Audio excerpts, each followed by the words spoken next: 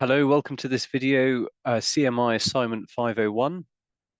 This is part 8 in the series, and I will be talking through an approach to tackle assessment criteria 2.4, which is examine how management and leadership styles are adapted in different situations. So this is asking us to think about the situational approach to leadership, which is a whole school of thought that rather than there being one way to lead, it's about diagnosing the situation that you're in and choosing the best leadership style for that situation. There are lots of different factors that you could think about here.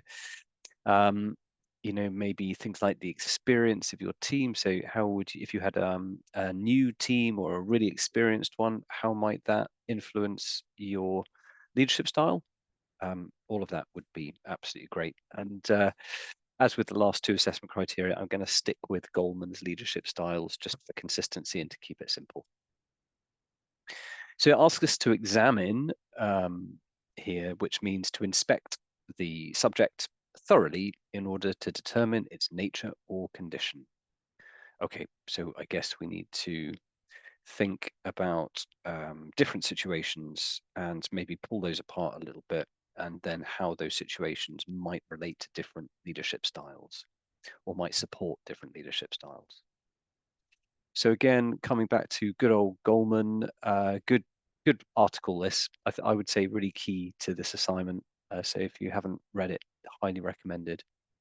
So a little quote from the article. I'm not going to go back through all the leadership styles because those were in my last two videos, but the quote I think is quite good. So it says, and perhaps most important, the research indicates that leaders with the best results do not rely on any one leadership style.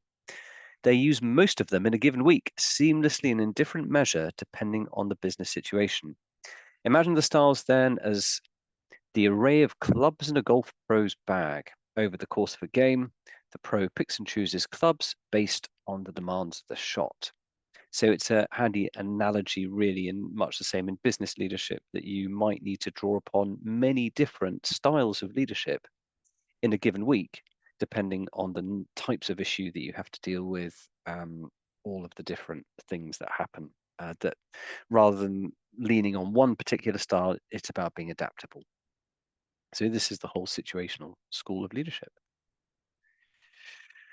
So I've got, I guess, I thought to approach this, I thought I would maybe hypothesize a little bit and talk through a couple of different situations, three different situations. All right, so here's one. So you're walking past the office and you can see a colleague about to cross the road whilst also doing a task on their phone, like the start of an episode of Casualty. There is a truck about to reverse into the space where they're walking. You can see that the driver hasn't seen the pedestrian hasn't seen the driver. So you're observing this. Clearly, this is all about to go horribly wrong. What style of leadership might you demonstrate here? There's not necessarily going to be an opportunity for a coaching conversation or anything like that. That might follow, but in this moment, this is obviously a moment for autocratic leadership or pace-setting leadership, perhaps of right, stop, where you might actually run out into the situation and shout a couple of orders, in order to avoid a accident from happening in that moment. So you can see here we've got a bit of a critical situation. It's a health and safety problem that is about to happen. Again, these critical incidents will demand a certain style of leadership. I would say quite a kind of pace-setting, maybe even coercive. Stop right there. Yeah, is kind of tilting towards the coercive, isn't it? It's you're kind of imposing your will on the situation, but maybe that's the right thing to do there. Anyway, what do you think? How would you approach that? And then afterwards, I think obviously, yeah, definitely a conversation about safety, which would lead into a different style of leadership, probably. Okay, second scenario, you're responsible for leading a significant change in your organization that will have a direct impact on several colleagues. Okay, so how are you going to engage with that? So I guess a pace setting style of leadership might say, let's get on with it, let's make it happen now. A coercive style of leadership might say, this has got to happen. You need to do what you're told. something like that. Again, that exercise of force and power. Those will get a certain result. The result will probably be, a large number of grievances and everybody leaving the business. So perhaps a better style of leadership here might be a democratic style of leadership. So, what are people's beliefs and thoughts about the change? So, again, almost so asking questions in the team and building an understanding of what people think and how they feel about it. Um, Alternatively, you could be a little bit more visionary in your style of leadership and say, look, this is where we're going to go. This is our destination.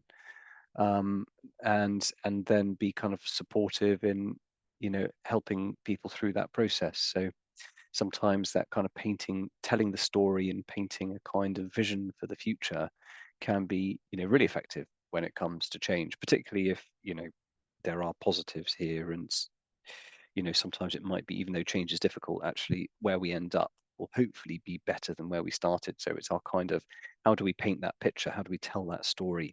So I would see that as being a perhaps an authoritative or visionary style of leadership in that type of situation. So again, what do you think?